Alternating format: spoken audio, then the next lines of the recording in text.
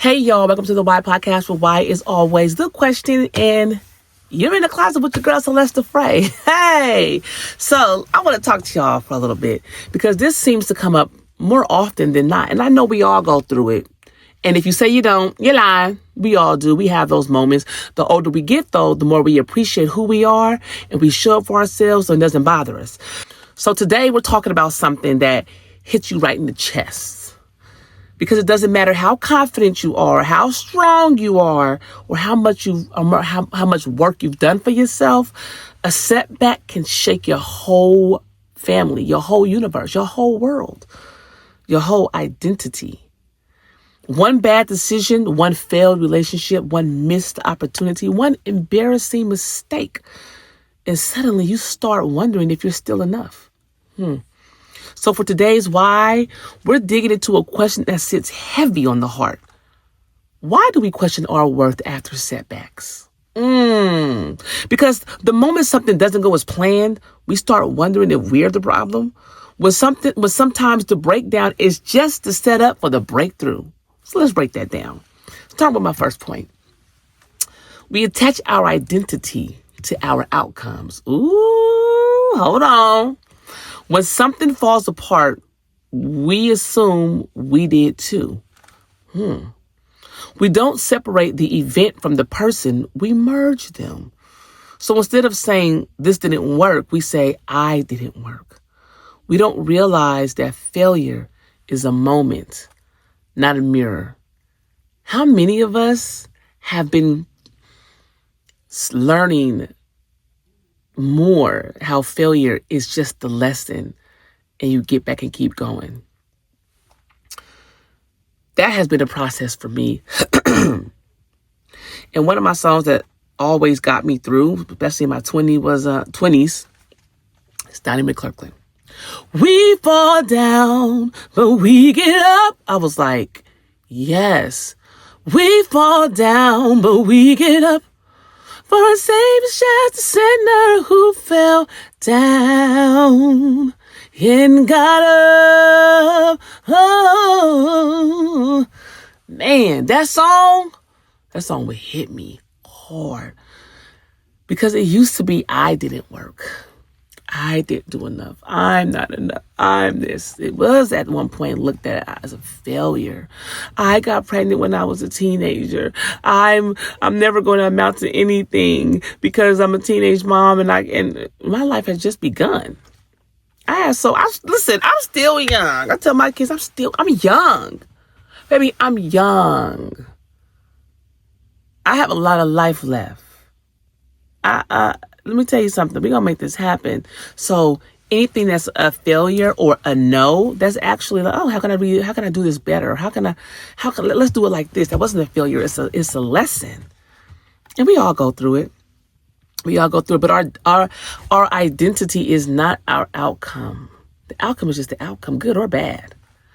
Even if you're thriving and you're doing great, that's still not your identity. My identity, I'm a daughter of Zion, child of God.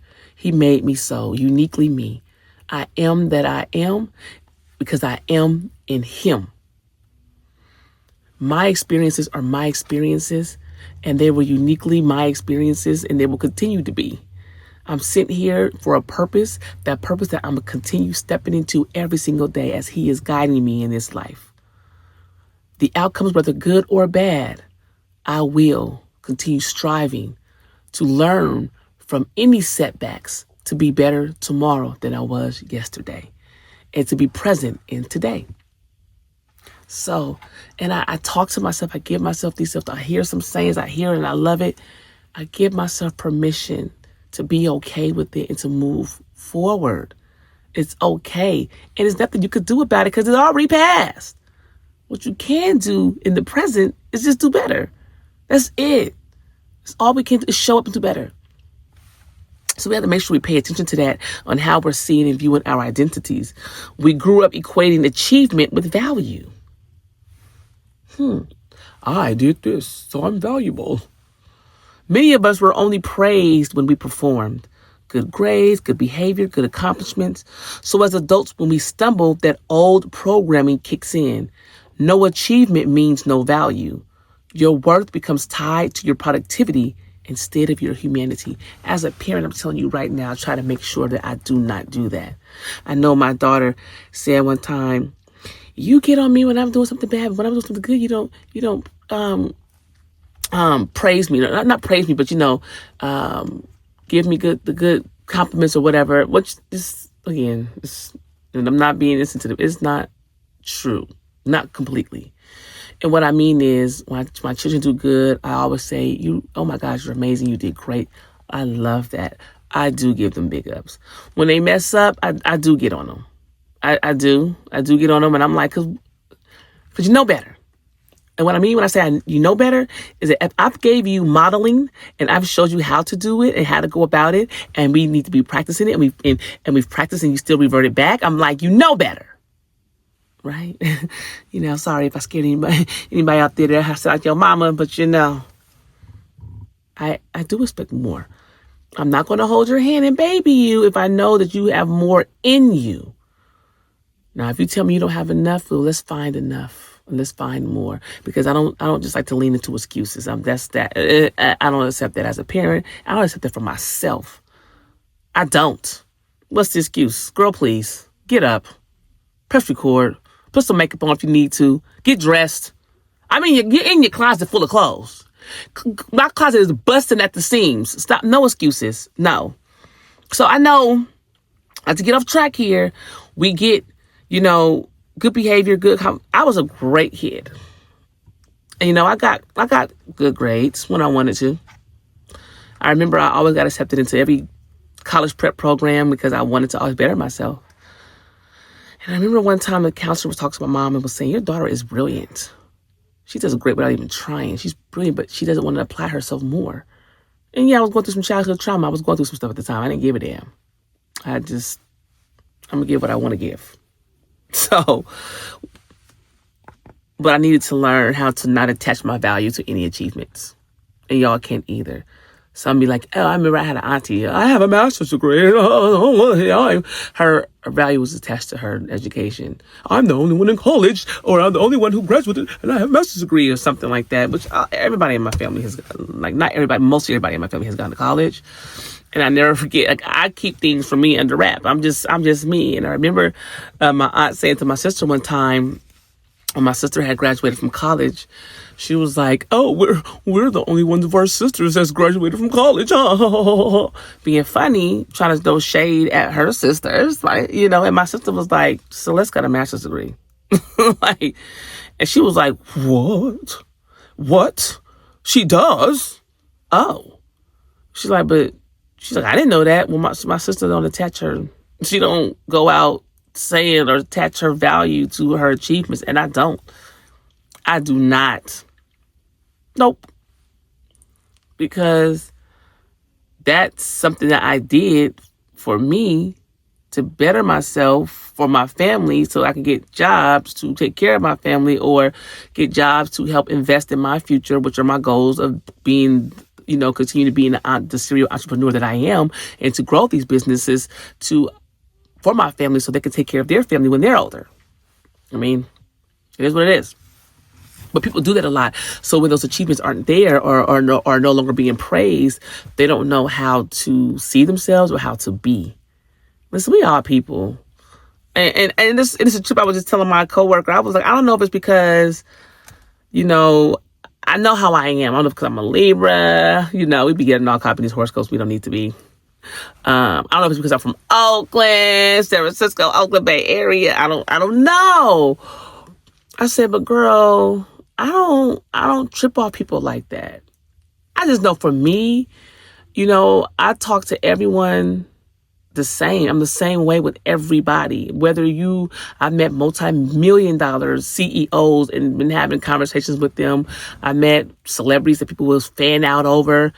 And I talk to the trash man, or to the custodian in the schools that I love. Every morning I make sure to say good morning and hey. And so I treat everyone the same. But you got people that treat others, they attach their worth to others' achievements also, which you got to be careful not to do that either. And so they want to be attached to them some kind of way, so they treat them a certain kind of way, and they negate other people because they feel like they're beneath them.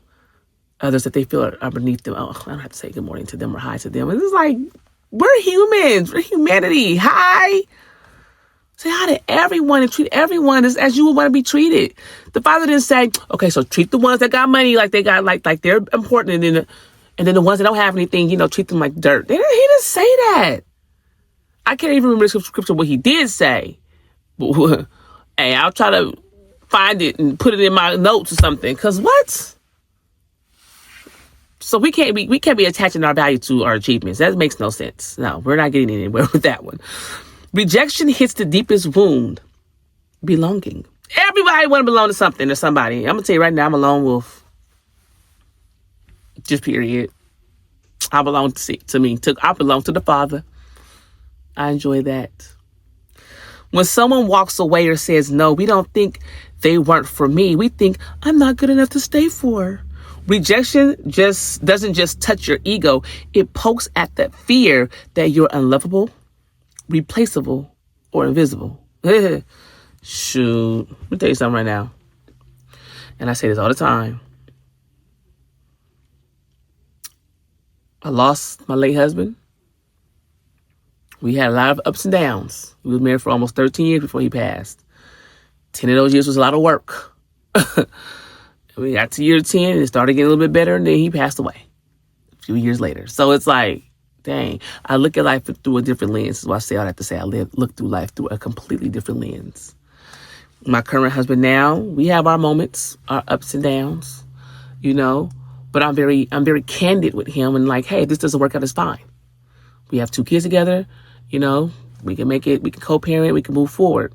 We can be friends, and I said, I know some people are like, I'm not going to be friends with my ex. It's not about being besties. And I said, we can be besties. We can be besties. And I say that. I said, we can be friends.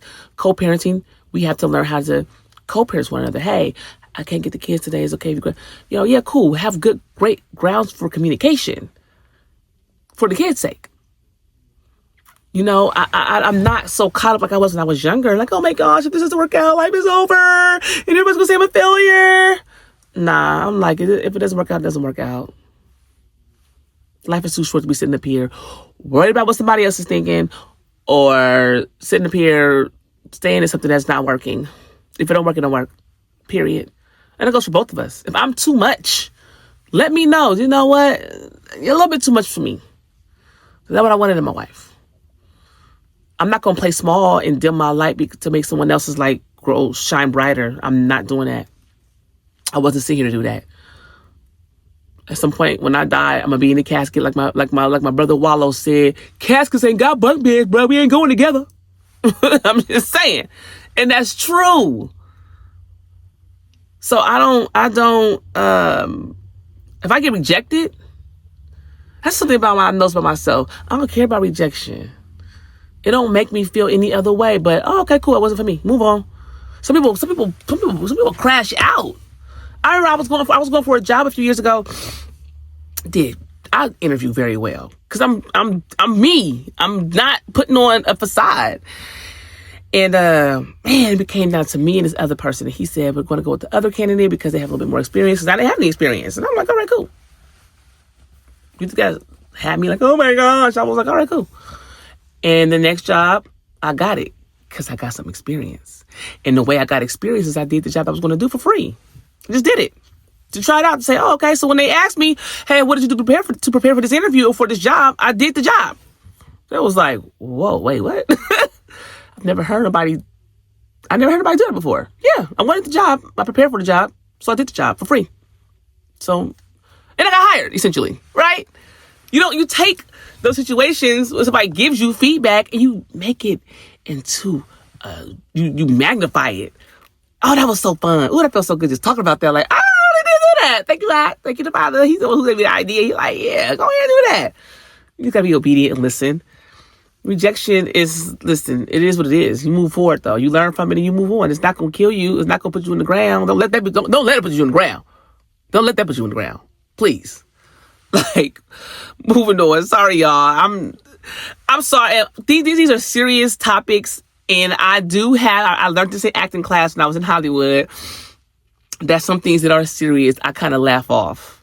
I know that about myself though. I'll be like, I don't want to get too deep, and I just do a little chuckle. I just move on, and people just do that. That's just their coping mechanism. So I know that about myself, and it's okay. We move it on. Next point, we interpret setbacks as signs of inadequacy. Instead of viewing the setback as part of the process, it's part of the process. It's part of the process. It's okay. We treat it as confirmation of every insecurity we've tried to silence. A failure becomes proof of, I knew I wasn't smart enough. I knew I wasn't capable. I knew I didn't deserve more. Setbacks become evidence for lies we believed for years. And it's a lie. I'm going to tell you right now, I'm going to take these words and I want you to put I am in from every single one of them. You say, I am smart enough. I am capable. And I do deserve more. I am more. Tell yourself that. Starting with I am. Because we can't sit here and feel as though we are inadequate and think that we are going to be able to step into the purpose that God has for us. It's not happening. A setback is just ready for the set up, honey. Alley-oop. Hail Mary. That's how I look at it. It is. It's scary. I'm not even going to sit up here and act like, that change is going. It's scary, but it's necessary. And it's not a setback. It's a setup to move on to the next. Get ready. Life is a roller coaster, baby. It goes like this. Sometimes it's like this, and then it goes, ooh, ooh. It is what it is. Next, we forget our history when we're hurting. Ooh, let me tell you, I got to tell y'all a story about that one. One setback makes us forget all the times we bounced back before. Okay. Pain narrows your vision. You stop seeing the full story. Your wins disappear behind the weight of the moment. You forget your resilience, your growth, your track record of overcoming. I'm going to tell y'all something. Now, I had a setback on faith. What? And I'm going to tell you what that looked like. You know, I've been very faithful, very, very faithful. Even before my husband passed, I didn't know he was going to pass. I thought he was going to make it through it. And ultimately he passed. It didn't shake my faith though. I was just like, dang, yo, what happened? You know? Remember having a conversation with the father, asked him, where should I move? At the time I was living overseas and I was thinking about staying overseas. I mean, why not? I'm already overseas. And, he told me to relocate back to the States. And I was like, okay. Right? And went to a whole new state, not even from there. And then COVID happened. COVID had me in a chokehold. I was like, oh my gosh, all this just happened. My husband died, and then I moved back to the States, and then and I remember I was going through just like I was spiraling. I remember like it was yesterday. I was spiraling, okay? I heard the Father say to me, I done told y'all, I hear him speak. All I heard him say is, after all I've brought you through, I took a pause. I straightened my back. I got my stature right. I said, you right. After all you brought me through, I got the nerve to be up here scared. And if I'm scared, I'm fearful. If I'm fearful, I don't have faith. I'm not putting my faith. I said, oh, no, we're not doing that. And ever since then, I've been good. He got me together. Because, I don't know if you ever seen That's So Raven when she gets that vision. But when he said that, all that I've done for you, I got that whole vision of my whole life just like right before my eyes. Everything. I done saved you from this. I could have almost died one time. Woke up. So I don't know who was driving the car, but I wasn't driving the car. But I should have been flipped over in the seat somewhere. I mean, he brought me through all these instances so I could smile about it and thank him about it. Cried about it. After all I brought you through, baby, I said, all right. I also changed, I have friends who I tap in with a lot, and they talk about what's going on in the world, and I'm like, cool, but I don't spend too much time there, because though there's a lot going on in the world, I mean, I got to focus on what's going on in my world. I can't help everybody in the world. I got to focus on what's going on right here and what I can do, and then move on from there. So I listen, that was just my, we forget our history when we hurting. Ooh, I was spiraling. He brought me up out of that, though. I've been fine ever since. This brings me to my next point. Comparison magnifies the feeling of failure. Ooh. We look at everybody else's highlight reel and compare it to our worst moment. When you think you're behind, your worth naturally feels low. But the truth, you're comparing someone's curated success to your unfiltered struggle. I'm sorry that's funny to me, because who's some of my favorite people on social media? Oh, I love me some Jackie Ina. Jackie. I love me some Jackie Ina. She's been doing it for a minute. I'm really essentially just getting started with being consistent. I can't compare what it is of me starting to go and stopping this to where she's been through. And I said in the old video, I would look at other people like, dang, if I would have just kept going. Hey, listen, you here now. You showed up today. You're here now. Just continue showing up every day. And I say that to yourself. I also say it to myself. You can't compare yourself to someone else and then throw what you feel like you failed on. That's not a failure. That's just a lesson. All of these wins, what we call wins and losses, are just lessons. Oh, this is what I did. It turned out right. And honestly, a lot of the things that we turn out right, we got to give it up to the Father. We got to give it up to Him. He's the ones that make it turn right. A lot of the time, these losses is something we was doing, we weren't supposed to be doing in the first place. So He told us we long overdue to be moving forward, moving on, and He made something happen where it's like, didn't I tell you to move forward or move on? And you want to stay right there because it was a little comfortable? We got to be real with ourselves. He shows us signs. He gives it to us. It's not necessarily a failure. It's just a lesson. That's how I see it. You should too. We got too much more life to live, and we don't know when it ends to be sitting up here harping on something that we can change the narrative of at any given moment. We just have to put in the work. My 7th point is setbacks trigger imposter syndrome. The moment things go wrong, that inner critic whispers, see, you were never qualified. You were never deserving. You were never good enough. Setbacks don't create imposter syndrome. They expose the insecurities already living inside of us. Oof. I remember I heard an interview. I can't remember the lady's name right now. I can't even remember nobody's name, but I got her books. I read them. She said in the interview, I may not be experienced, but I'm for dang sure qualified. I said, baby, say it again. Say it again. You are qualified for what you are doing. You may not have the 10, 20, 15 years of experience, but that is fine. You will get there if you're supposed to get there. And what I mean by that is the Father can change your path and say, I want you to go that way now. Baby, when I tell y'all, when I used to live in a whole other country, He said, go to the States, go to Texas. Texas? I'm from Cali. Go to Texas. What? And I'm in Egypt, Cairo. I'm like thinking, I'm going to go to London, or I'm going to go to Australia or New Zealand, right? I'm Texas. But who am I to question the Father? I ain't asking Him why. I'm like, okay, Father. I ask everything else why. I ain't asking Him why, because He knows best.